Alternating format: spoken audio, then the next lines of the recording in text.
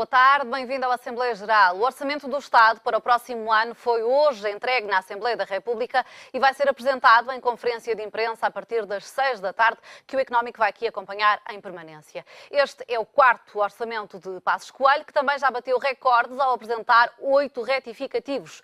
Nesta Assembleia Geral vamos analisar as medidas que já são conhecidas e que fazem parte do orçamento para o próximo ano e olhar também para o documento como um todo. Será que este é um orçamento austero ou, no seu entender, alivia os sacrifícios para os portugueses? É um orçamento equilibrado, com medidas do lado da receita e da despesa, ou, pelo contrário, é um orçamento que penaliza mais umas classes sociais do que outras? Dilatar a meta para o déficit do próximo ano para 2,7 em vez de 2,5, como já disse o Primeiro-Ministro, é suficiente para não exigir mais sacrifícios e a economia vai, de facto, crescer? Estas são algumas das questões para as quais gostaríamos de saber a sua opinião e que vamos também procurar dar resposta com a ajuda do nosso convidado. Antes disso, vamos olhar para as linhas gerais deste documento e também que o Governo, como já lhe disse, reviu em alta a previsão do déficit orçamental para o próximo ano. O anúncio foi feito ontem pelo Primeiro-Ministro Pedro Passos Coelho, que deu a entender que o Orçamento do Estado, hoje entregue no Parlamento, inclui também novas medidas de contenção.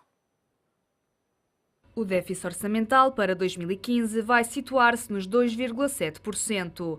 O Governo não vai conseguir cumprir o compromisso assumido com Bruxelas, que fixava uma meta de 2,5%. Creio que nesta altura, com o conjunto de medidas que estão apontadas, fazer fincapé exatamente nos 2,5% significaria, se quiser, se me é permitida a imagem, um certo fanatismo orçamental.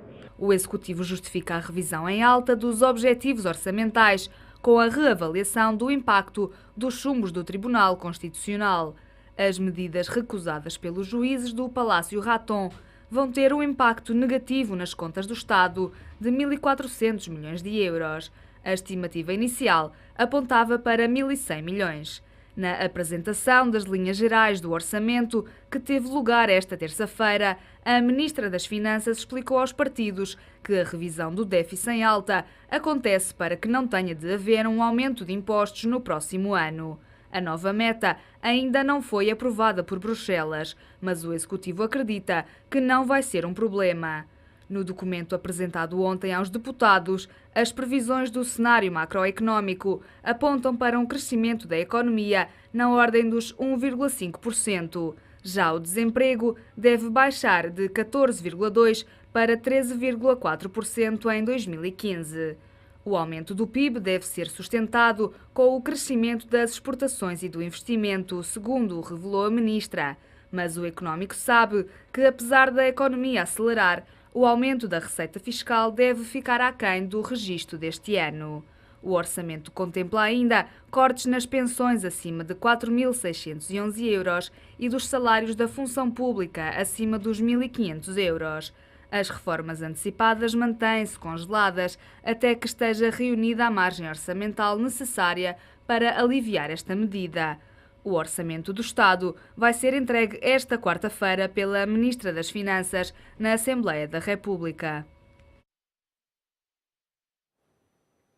Para participar no programa Assembleia Geral de hoje, basta fazer o habitual, que é ligar o número de telefone que vai agora aparecer no ecrã do seu televisor, 213236898, e responder à pergunta: o orçamento do Estado para o próximo ano é austero ou eleitoralista? Também pode deixar o seu comentário no site do Económico, em www.economico.pt, através do e-mail assembleia.geral@economico.pt, ou também deixar a sua opinião na página do Facebook do Diário Económico.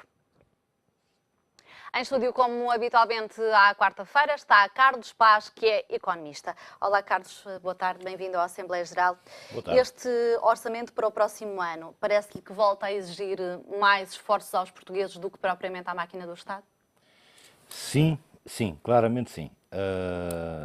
Quer dizer, em relação à pergunta que nós tínhamos como título disto, se era mais austeridade ou ser eleitoralista, eu diria que nem é uma coisa nem é outra, acima de tudo é irrealista. E é irrealista porquê? Porque estamos a falar de um cenário macroeconómico com um crescimento de 1,5%. Acabou de ser hoje revisto o crescimento para este ano em baixa e, portanto, 1,5% é demasiado otimismo, chamemos assim. E ao mesmo tempo um desemprego na casa dos 13,5%, tomáramos nós que fosse verdade. Se fosse verdade era muito bom, mas tenho sérias dúvidas que ocorra. Nem a Alemanha, que é o motor da Europa, vai crescer 1,5% no próximo não cresce. ano. A Alemanha, aliás, está a estagnar. Está realmente Foi a revista estagnar. em baixa, sim. Foi revista em baixa também.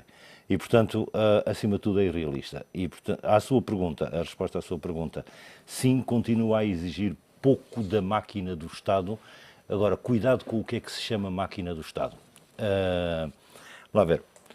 A grande despesa pública do lado do Estado são as reformas e pensões, os salários dos funcionários públicos e os juros da dívida pública.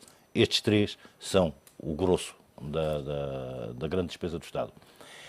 E onde não se vê nenhum esforço do Estado, aliás, nunca se viu um esforço do Estado neste sentido, nomeadamente deste governo em particular, é em tudo o resto. Ou seja, em todas as outras, que são aquilo que se convencionou chamar as despesas intermédias, é um nome horrível, mas convencionou-se chamar assim. E, portanto, aí sim, não se vê nenhum esforço do Estado, antes pelo contrário, o Estado continua faustoso, não é austero, é faustoso. A verdade é que, nas rúbricas que mais importam em termos de peso, a de juros da dívida, ninguém quer falar dela.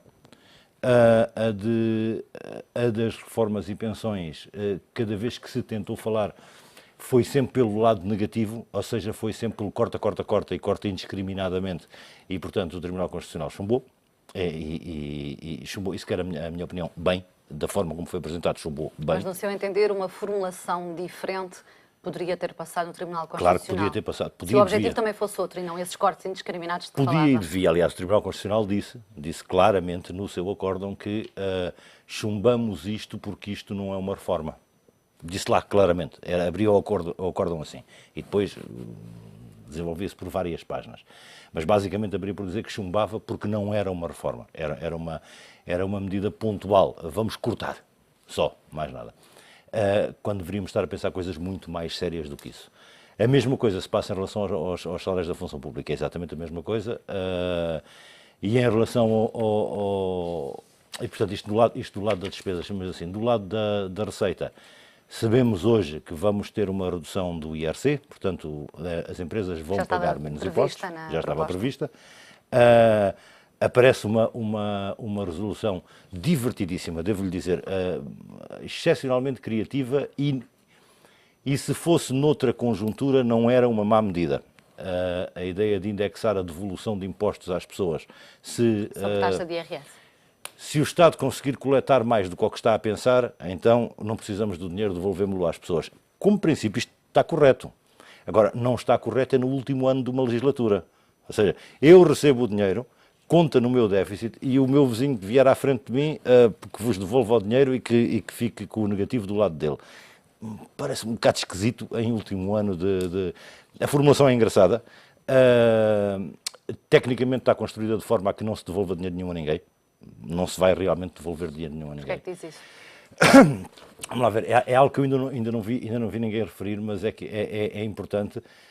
E é bom lembrar que qualquer aluno de gestão ou de economia aprende isto no primeiro ano. Há uma coisa que se chama os chamados rendimentos decrescentes. O que é que isto quer dizer? O que isto quer dizer basicamente é, suponha uma fábrica que tem uma máquina e um operário que produzem 10 unidades por hora. Faz uma grande reestruturação, modifica a máquina, moderniza a máquina, forma o operário para que aquilo produza mais. No primeiro ano ele vai conseguir produzir 15 em vez de 10. Continua a investir e a melhorar a máquina, no segundo ano já não vai conseguir ganhar os mesmos 5 que já ganhou.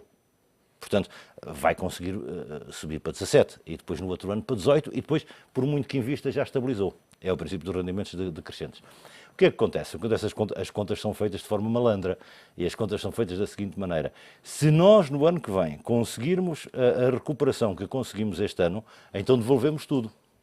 Ora, como este ano já foi feito o esforço principal e, portanto, já foi feita a grande recuperação, no ano que vem, se conseguirmos metade desta recuperação, já é alguma coisa. No fundo, o que está a dizer é que não há muito mais margem Há para margem, mas combater é a mais economia pequena. paralela. Há margem, mas é muito mais pequena e cada vez mais difícil. E, portanto, como será cada vez mais difícil? É um artifício eleitoralista malandro. porque tenta dizer às pessoas, vamos devolver alguma coisa, quando de facto, se fizermos as contas, não se vai devolver coisa nenhuma, basicamente. E um outro governo, se existir, pode tomar uma decisão completamente diferente. Como é óbvio, aliás, vai ter que tomar em algum momento, porque, vamos lá ver, esta história de andarmos sempre a falar do déficit em função das percentagens das pessoas acabam perdendo a lógica do que é que isto é. Basicamente, este ano nós vamos ter um déficit real na casa dos 7,5% por causa do BES, e o verdadeiro... Por causa das novas medidas de contabilização também. E o verdadeiro nem sequer é 7,5%, o verdadeiro é para aí 10%. Okay? Porque temos que incluir a CP, a Refer, o Metropolitano de Lisboa, a Carris, todas as empresas públicas, mais a própria Caixa Geral de Depósitos, que por causa do BES também vai dar prejuízo este ano. E, portanto, temos de incluir os prejuízos das empresas públicas também no déficit. Se nós incluirmos, este é que é o real déficit do país. E o real déficit do país são para aí 10% do PIB. E 10% do PIB são 16 mil milhões de euros. Portanto, estamos a falar de um número brutal. Este número do IRS, por exemplo, são 700 milhões. No outro caso, estamos a falar de 16 mil milhões. São só 20 vezes mais. Portanto, para termos um bocadinho de ideia dos números que estamos a falar. O que é que isto significa? Significa que, se o Estado chegar ao fim deste ano realmente com as contas no estado em que se prevê, vamos ter que aumentar a dívida em 16 mil milhões. Ou seja, chegamos ao fim do ano e faltam-nos 16 mil milhões. Temos de os pedir emprestados. Mas para o ano que vem, os tais 2,7% que o Sr. Primeiro-Ministro anunciou, que já não são 2,5%, são 2,7%. Os tais 2,7% que o Sr. Primeiro-Ministro anunciou correspondem para aí a 5% reais, porque se tivermos de somar outra vez estas mesmas empresas públicas e estes mesmos conjunto de organismos que não contam ainda e que têm que contar, porque de facto o dinheiro é preciso, significa que no ano que vem precisamos de outra vez mais de 8 mil milhões. E se não houver outro BES. Ou seja, se não houver outro descalabro igual ao do BES num outro banco qualquer, vamos precisar no ano que vem de 8 mil milhões. O que significa que, quando chegar à altura de ter de devolver alguma coisa a alguém, não há dinheiro. Não há, porque tivemos de pedir emprestado, porque precisamos dele, gastamos mais do que temos, do que produzimos. E este, aliás, é um problema sério e que os políticos tentam não encarar, tentam falar disto como percentagens do PIB, vamos descer o déficit de 4,5% para 2,7% e não é 2,7%, mas sim, não é o 2,5%, mas sim 2,7%, porque não queremos ser fundamentalistas, como disse o Sr. Primeiro-Ministro. Verdade, sejamos diretos, haver déficit significa que gastamos mais do que aquilo que produzimos. Se gastamos mais do que aquilo que produzimos todos os anos, temos que pedir emprestado. Ao pedir emprestado, o que é que acontece? Aumenta a fatia dos juros. Portanto, aumenta a despesa do ano seguinte só na fatia dos juros.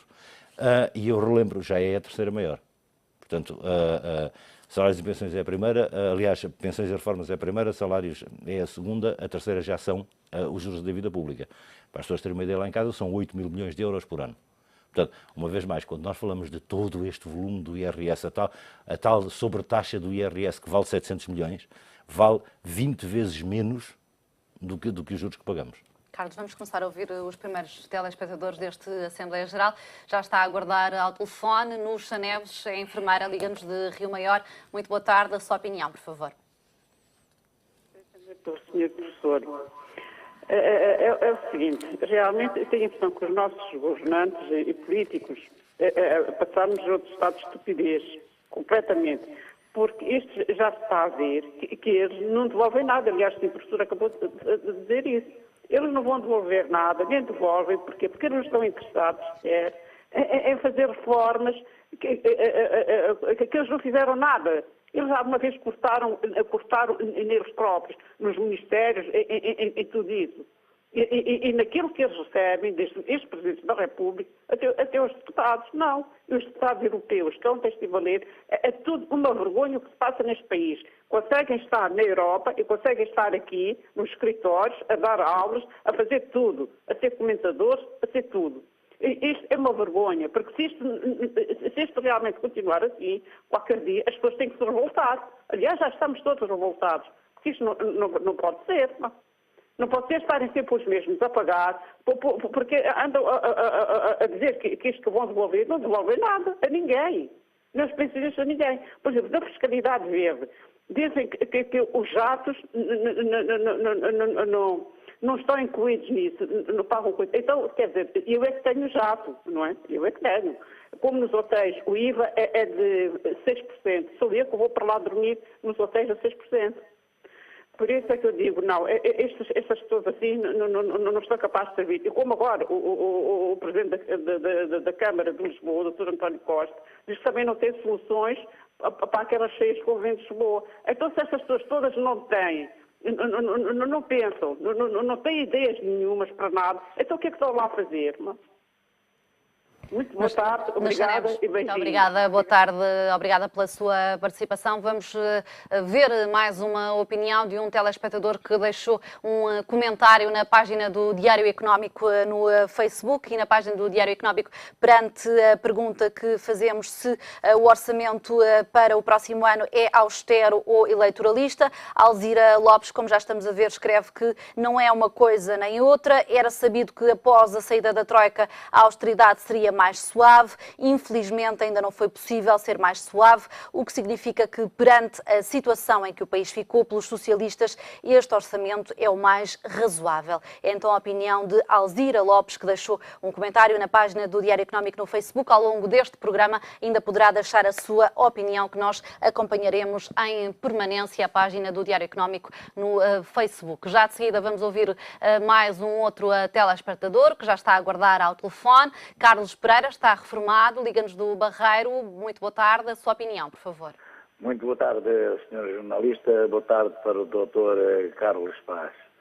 Como sabe, doutor, estou sempre atento ao que o senhor vai nos explicando a nós e a toda a população em geral e todos os portugueses que veem este canal. O doutor esqueceu de falar de uma coisa ainda também. Estou no BES, mas esqueceu de falar também da Portugal Telecom. Estamos também a Portugal Telecom, já sabe qual é o estado da situação. Pronto, grandes empresas neste país estão para os juros da amargura. Foi o BES, agora a Portugal Telecom. O que é que será mais agora, brevemente? Em relação a este orçamento a 2015, eu não acredito. Não acredito nele pelo seguinte, porque isto é já uma campanha eleitoral para 2015, é quando vai haver eleições. E é bom que os portugueses estejam atentos e de olhos bem abertos que isto é só para uma campanha eleitoral. Mas, infelizmente, a campanha eleitoral para eles faz-me lembrar o coveiro. Eles estão a abrir a cova para eles próprios, porque o orçamento, como o professor disse aí muito bem, a inflação era de 2,5%, passa para 2,7%. Portanto, quem vai pagar isto? Somos nós, reformados. Já agora também eu queria dizer uma coisa, doutora, e se pudesse-me dar esta informação. Pouco se tem falado dos reformados. Muito pouco se tem falado dos reformados.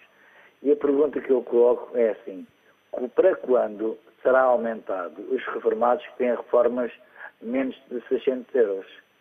Fala-se em cortes dos 1.500 euros, dos 3.000, dos 4.000, por aí fora, etc, etc. Eu gostava de saber para quando, se este governo tem coragem, ou não tem coragem, possivelmente não tem coragem, de aumentar as pessoas que ganham menos do que 600 euros, que é o meu caso. Como sabe, eu ganho 563 euros e trabalhei 40 anos para descontos. Eu sei que não foi para mim, foi para o geral, pronto. Não estava ali uma coisinha para mim só, pronto, um depósito para mim, não é para geral. Pronto, e é isto que eu queria dizer, porque o resto o professor já nos esclareceu, já estamos habituados ao seu esclarecimento e pronto, o que é que vai acontecer? Vai acontecer que, de facto, a batata quente vai para o próximo governo e penso que será o PS com a maioria, porque eles estão mesmo a preparar isso. E também dizer o seguinte, isto já em ar de ironia, e peço só 30 segundos.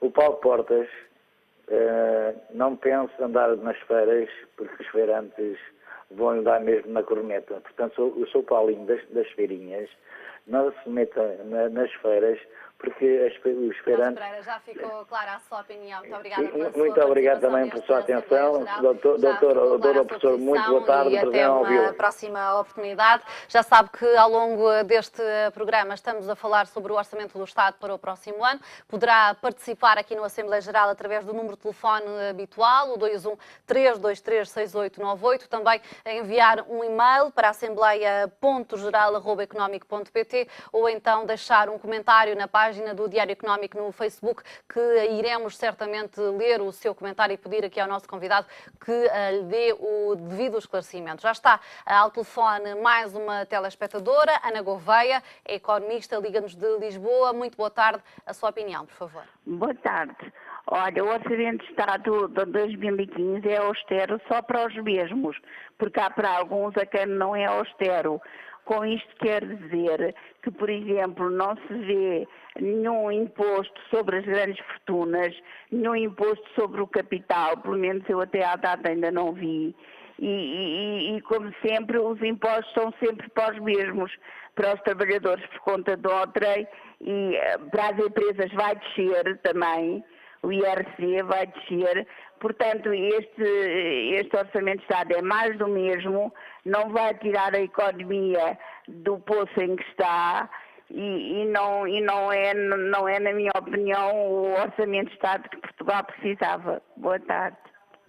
Ana Gouveia, muito obrigada pela sua opinião. Vamos então, nesta altura, dar oportunidade ao convidado Carlos Paz para responder aqui a algum destes comentários dos telespectadores.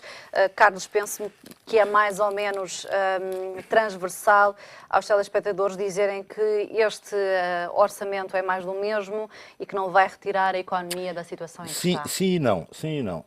E vamos lá ver, há aqui matéria muito interessante. Vamos começar um a um. No caso da Sra. Nuxa Neves, que nos ligou do Rio Maior, o espírito, aliás, a frase foi: o Governo está-nos a tentar passar um atestado de estupidez, e o espírito basicamente é esse. O grande problema é que há uma camada da população que não tem conhecimentos técnicos ou acesso à informação da mesma maneira, e para quem a ideia de que nós vamos devolver os impostos no ano que vem vai passar como, afinal, estes senhores são honestos, vão cobrar a mais, mas vão-nos devolver o dinheiro. Quando não é verdade, não vão de facto devolver, até porque, como eu expliquei há bocado, por princípio dos rendimentos decrescentes, no ano que vem não se consegue recuperar tanto quanto se recuperou este ano. No Facebook tivemos uma demonstração, a Sra. Alzira Lopes, tivemos uma demonstração de uma coisa que eu já aqui disse uma vez, não foi consigo, foi com a Eduarda, de que o país está fortemente clivado.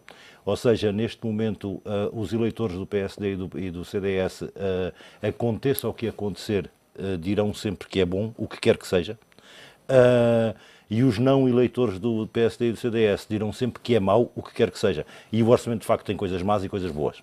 E, portanto, neste momento as opiniões são clivadas. A sociedade está claramente clivada. Aqui o telespectador Carlos Pereira fazia uma referência também à Portugal Telecom. Já lá vou, porque essa é muito interessante. A doutora Ana Gouveia lançou um tema que é um tema muito complicado. Nenhum país sozinho vai conseguir resolver este problema.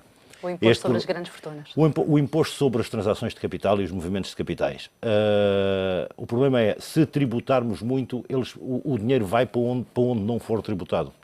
E, portanto, ou há um princípio internacional em que a tributação é similar em todo o lado para o capital e o capital não se desloca, ou o que vai acontecer é que deslocar-se-á sempre para o sítio onde tiver menos impostos. E, portanto, se nós aumentarmos muito o imposto de capital, ele vai embora no dia seguinte. É um problema, mas é a realidade.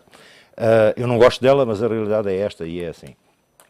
O Sr. Carlos Pereira lançou um tema que é muito grave, muito mais grave até do que ele pôs, que é o tema da PT e o tema do BES, pelo lado do desemprego. E eu vou tentar transmitir aqui a ideia do que é que eu quero dizer com isto. A PT Portugal está em vias de ser vendida a um grupo francês. Exatamente. E aqui o problema básico é este. O BES irá ser vendido a outros bancos, o que significa que vai haver fusão de balcões e, portanto, despedimento de um lado ou do outro. E a PT vai ser vendida a alguém que tem muito dinheiro. E, portanto, tem dinheiro para investir. E o melhor investimento... E o problema básico é este. O melhor investimento hoje em dia é um despedimento. é estúpido o que eu estou a dizer, mas é a realidade. As alterações que se fizeram à legislação do trabalho foram feitas de tal maneira que a forma mais rentável de uma empresa utilizar o seu dinheiro é despedir pessoas. É estúpido, mas é a realidade. Eu dou aqui um exemplo. Se um empregado ganhar 1.500 euros e estiver cá há 15 anos, eu despeço-o com uma indenização de 25.000 euros. Okay? E o que é que significa? Substituo este empregado por outro que ganha 750, contando que o espaço da TSU são 1.000 euros por mês que a empresa despende neste segundo empregado. Portanto, a poupança é de 1.000 euros em relação ao anterior, o que significa que em 2 anos recuperei o investimento. Não há nenhum investimento industrial, tecnológico que se recupere em 2 anos. O despedimento recupera-se em 18 meses, 19 meses, 20 meses. É um absurdo. Aquilo que a lei provocou neste momento é um absurdo. E, portanto, porquê é que não acontece mais? Porque as empresas estão descapitalizadas. O problema de uma PT é um problema muito fácil. É que se vier alguém com muito dinheiro para comprar a PT e disser assim, ok, e eu tenho 25 milhões para investir, os 25 milhões para investir são 1.000 despedimentos. Porque é o melhor investimento que ele faz. Com a lei absurda que criámos, em que despedir se tornou o melhor investimento que uma empresa pode fazer, o que acontece é que vamos aumentar muito francamente o parque de despedidos, isto quer com a PT, quer com o BES. E nesse não sentido, se vai a via notar. do desemprego poderá ter impacto naquilo que estamos a falar, que é o Não se vai orçamento do notar Estado do para o próximo desemprego. ano. O problema básico é esse, é que não se vai notar do desemprego, que eu despeço 1.000 para contratar 1.000. Ou seja, despeço 1.000 a Mas ganharem 1.000 mais baratos 1.500 do que os que para despedi. contratar 1.000 mais baratos. A questão é essa. E, portanto, o número do desemprego fica constante e o Governo até diz e o desemprego não aumentou. Okay? Até diz isto. E é uma realidade. O grande problema é o peso dos salários no produto é cada vez menor. Ou seja, o fator trabalho conta cada vez menos, cada vez está mais desvalorizado. E, portanto, se isso é bom na perspectiva de dizermos assim, então já não é preciso os tais crescimentos de 2, 2,5% para gerar emprego, hoje com crescimentos de 1,5% já se gera um emprego, porque é um emprego mau, é um emprego barato, chamemos assim. A verdade é que com este conjunto de medidas que se tomou no sentido de tornar fácil o despedimento, despedir é hoje o melhor investimento de uma empresa. É um absurdo, o que eu estou a dizer é um perfeito absurdo, mas é a realidade. Carlos, há aqui outra questão levantada pelo telespectador Carlos Pereira, que diz que pouco se tem falado nos reformados e ele menciona as pensões mais baixas. O que se sabe para já do Orçamento do Estado para os reformados é que vai haver aqui um alívio nos cortes que eles têm sido alvo. Quanto às pensões mais baixas, para já não se sabe grande coisa. Ok, o que se sabe é fácil de explicar. As pensões mais baixas, as mais pequenininhas, todas terão alguma pequena atualização. As seguintes não lhes acontece nada, que é o caso dos valores a que está o Sr. Carlos Pereira, portanto não lhes acontece nada, continuam com o mesmo valor, e as mais altas serão aliviadas. E, portanto, os pensionistas que ganham acima de 4.500 euros, ou creio os números que o Sr. Primeiro-Ministro referiu, vão ser aliviados. Ora, aqui temos um problema, e aqui temos um problema sério. É que ao trocarmos isto pela fiscalidade verde, a fiscalidade verde é-nos vendida a dizer assim, ok, vai-se pagar impostos sobre os sacos de plástico, vai-se pagar uma taxa de carbono nos combustíveis, portanto, vão-se pagar... Os bilhetes de avião. Os bilhetes de avião, vão-se pagar impostos nestas coisas todas. E eu dizer assim, ok, e eu pagar impostos nestas coisas todas permite-me aliviar o corte que estava a fazer aos reformados. Se bem que a fiscalidade verde já foi comparada, em termos desse equilíbrio que estava a falar, com o alívio na sobretaxa de IRS. É o tema. O meu pai dá-me uma mesada de 100 euros, diz o miúdo, e os 100 euros fica todo contente à espera dos 100 euros, que dá para comprar a PlayStation e o CD e o não sei o quê, quando descobre que 100 euros de cada vez depois não chegam para comprar tudo. Sobre esse assunto também já estamos há algum tempo a passar uma última hora, que dá conta que a receita adicional de IRS e IVA vão dar desconto na sobretaxa. Esta é uma informação de última hora que tem estado a ver no ecrã do seu televisor e que para já é aquilo que conseguimos avançar, mas que naturalmente vamos continuar a desenvolver ao longo desta edição e das próximas edições aqui do Económico. Carlos não sabe muito mais para além disto, é naturalmente uma última hora, mas se for a receita adicional de IRS e de IVA que possa aqui compensar o alívio na sobretaxa, estamos a falar à partida da receita já alcançada. O que significa que se vier esse alívio, não sabemos como é que vem, porque aliás o orçamento foi apresentado daqui a um bocado, portanto não sabemos como é que vem. Sabemos que há estas compensações por esse lado e pela fiscalidade verde. Okay? São as duas que há. Eu, no caso da fiscalidade verde, gostava de salientar um pormenor. É muito simples dizermos vamos pagar um imposto sobre os combustíveis por causa do carbono. É verde, é bonito.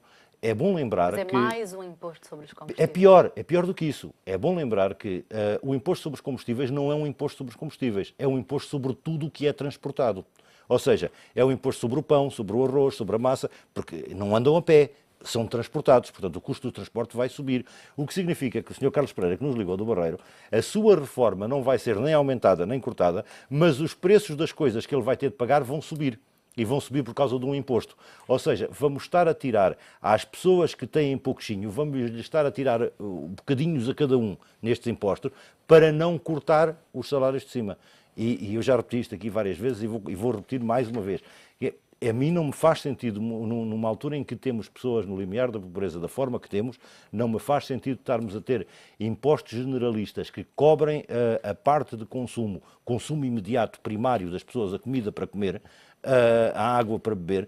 Portanto, não consigo ver ganhar nesses impostos para cortar naqueles que têm muito rendimento. Isto parece-me estúpido do ponto de vista social. Vamos ouvir mais uma telespectadora que já está a aguardar há algum tempo para participar no programa. Peço desculpa por ter ficado tanto tempo à espera. Rosa da Silva, é AMA, liga-nos de Braga. Muito boa tarde. A sua opinião, por favor. Olha, boa tarde. É que pode ser convidado.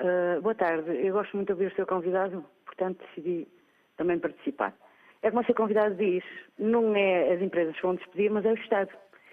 Como nós somos amas da Segurança Social, o Governo vai nos despedir, que vamos deixar de ter vínculo com a Segurança Social ou com a Santa Casa da Misericórdia. Logo, mais de 1000 profissionais vão para os empregos ficar sem trabalho. Vão para o limiar da pobreza. Muitas delas são divorciadas, são viúvas, portanto, vão deixar de ter rendimento. Porque essas amas acolhem crianças, filhas de pais que vivem no limiar da pobreza. Vivem de rendimentos mínimos ou são um elemento a trabalhar. Eles procuram a segurança social para poderem ter os seus filhos a rendimentos baixos, a pagar pouco. Portanto, eu sou ama, tenho neste momento 3 crianças e só um pai é que paga 20 euros, o resto dos outros 2 não podem pagar. Portanto, ele acabando com estas 1000 e tal profissionais, já vai buscar algum rendimento. E assim, é mesmo para o limiar da pobreza. E outra coisa, porquê é que os filhos, a partir de 25 anos, não entrem como dependentes dos pais? Porque assim, eu tenho um filho com 25 anos, faz este ano 26, faz este mês 26, pelo ano nem é dependente, nem é independente, porque ele não trabalha, está licenciado, não tem emprego e é menos um elemento que vai constar no meu IRS. Pronto, boa tarde e era só isso que eu queria dizer. Rosa da Silva, muito boa tarde. Obrigada pela sua participação neste Assembleia Geral. Vamos já de seguida dar a oportunidade ao nosso convidado para responder a esta telespectadora. Carlos, esta questão do dependente, se a proposta de IRS for aprovada tal como está, pode mudar e até beneficiar esta telespectadora? Sim, entre outros contribuintes. Sim, mas não sabemos ao certo o que é que vai acontecer. Não sabemos ao certo, uma vez mais o orçamento ainda não foi apresentado e esta medida, aliás... Vai ser votada em separado do orçamento. É isso que eu ia dizer, não tem a ver com o orçamento, vai ser votada em separado do orçamento. E este é um problema, porque nas primeiras contas que apareceram, este era um problema que se sobressaía, que é, há uma série de filhos desempregados hoje até aos 30 anos, que estão a viver com os pais à custa dos pais e que deixam de contar no desconto, mesmo que venha o tal fator familiar. Segundo a proposta, se não tiverem rendimentos até aos 30 anos, podem entrar como dependentes. Exatamente, é bom que entrem, porque senão este é um problema sério. Mas esta senhora lançou um tema, Dona Rosa Silva, lançou um tema que para mim é-me muito caro. Ela falou do rendimento social, eu complemento isto com o rendimento social, o complemento solidário, o subsídio social de desemprego, ou seja, o abono de família, são as coisas em que o Estado está todo contente, neste caso o Sr. Ministro da Segurança Social, todo contente porque está a poupar dinheiro. Eu acho que um país que tem governantes que ficam contentes porque poupam dinheiro em coisas que se chamam rendimento social ou complemento solidário ou subsídio social, com os diabos, isto não é gente. Isto é gente Seria que bom não... sinal se a pobreza estivesse a reduzir, não é o caso? Isto é gente que não merece a menor consideração. Um ministro que diz isto, quer dizer, nem à estalada. Confesso, nem à estalada. Carlos, outra questão que importa esclarecer, que já temos mais informação, falávamos há pouco da sobretaxa.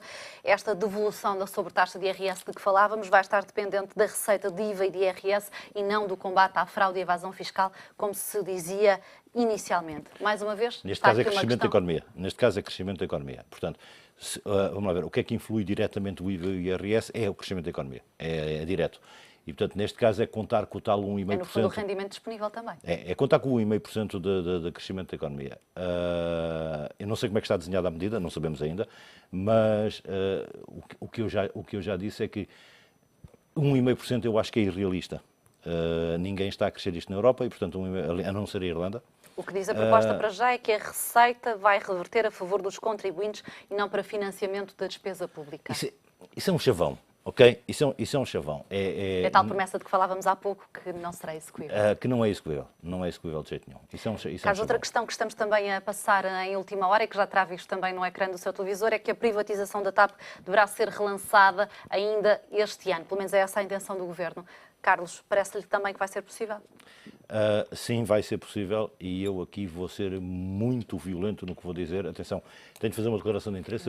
Eu fui presidente da Ground Force e, portanto, a Ground Force é detida a 50,1% por uma empresa privada e a 49,9% pela TAP. Portanto, eu conheço o dossiê por dentro porque eu fui presidente da Ground Force.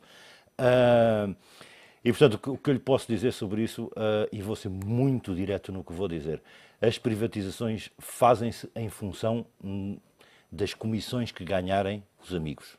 E, portanto, se estiver tudo preparado para que se ganhem as comissões, ela vai-se mesmo fazer. É infeliz, o que eu estou a dizer é mau. Quem é que são os amigos aqui? Aqui eu não posso dizer nomes até por razões de sigilo profissional, mas posso lhe dizer uma coisa muito diretamente. Por exemplo, no anterior processo de privatização da TAP e da ANA, havia um escritório de advogados liderado por um político muito famoso, que aliás já foi ministro, que era assessor do Estado na privatização de uma das empresas e assessor do privado na privatização da outra. Ou seja, tinha acesso a informação privilegiada de um lado e do outro, por estar do lado do Estado, tinha acesso a informação privilegiada desta empresa para poder vender ao seu cliente privado na privatização da outra. Okay? Isto é crime, mas isto passou-se. E, portanto, eu posso dizer, eu pessoalmente fiz queixa disto à Provedoria de Justiça. E com o argumento que a TAP precisa de se capitalizar e que não há outra forma senão a privatização. Mas o argumento está certo, a TAP tem que ser privatizada, atenção. Vamos lá ver, a TAP tem uma dívida de 1,6 mil milhões de euros. E, portanto, precisa de uma renovação da frota, está uma parte da frota que está muito antiga, ela tem mesmo que ser privatizada. O problema é como é que se faz a privatização. Ou se faz a privatização como se fez a da ANA, por exemplo, outra que eu conheço muito bem. Ou como se fez a privatização da ANA, por exemplo, que é, primeiro faz-se a privatização da ANA. Prometeu-se logo se aumentavam as taxas aeroportuárias. Estão-se a deixar os novos donos da ANA aumentar as taxas que quiserem, da forma como quiserem aumentar. O que significa... E nesta privatização, Carlos, há interesses estratégicos nacionais que têm de ser salvaguardados? Claramente. Primeiro, o hub de Lisboa, claramente, tem que ser salvaguardado, porque senão desaparece. Portanto, desaparece toda a lógica de Lisboa como cidade de passagem. Porque se for mais rentável para o comprador ter um aeroporto principal em Madrid... Suponha que é a British Airways Iberia que compra, obviamente muda para Madrid. Esta é a lógica. E a ligação, por exemplo, para as ilhas, que não é de todo rentável? Ninguém quer fazer. A ligação para as ilhas fica aberta às chamadas low cost, que, como sabe, gerem os seus preços como podem e, portanto, a partir da altura em que estiverem sozinhos a operar sem um mercado regulado, vão também subir os seus preços. E, portanto, este tema da TAP é um tema que tinha que ser abordado. Aliás, o tema da TAP e todas as outras privatizações significa, em Portugal era muito bom que se privatizassem coisas se soubéssemos fazer regulação e supervisão. O mais antigo regulador e supervisor que temos em Portugal é o Banco de Portugal. Okay? Olhemos para os exemplos do BPN, tempo Vítor Constâncio, e para os exemplos BES, tempo Carlos Costa, para perceber que o Banco de Portugal está literalmente a dormir, é completamente incompetente na regulação que faz, é completamente incompetente na supervisão que faz. E estamos a falar do mais antigo e mais estabilizado regulador. Carlos, e, portanto, vamos privatizar sem regulação, não faz sentido. Carlos, muito obrigada pelos seus esclarecimentos neste Assembleia Geral. Até à próxima semana. É o ponto final deste Assembleia Geral. Como habitualmente, regressa amanhã aqui no ETV, pouco depois das 5 da tarde. Já a seguir todas as notícias no Grande Jornal e também hoje especial atenção para o Orçamento do Estado, para a divulgação em conferência de imprensa a partir das 6 da tarde e também para um especial de informação a seguir ao Grande Jornal. Fique na nossa companhia. Boa tarde, até amanhã.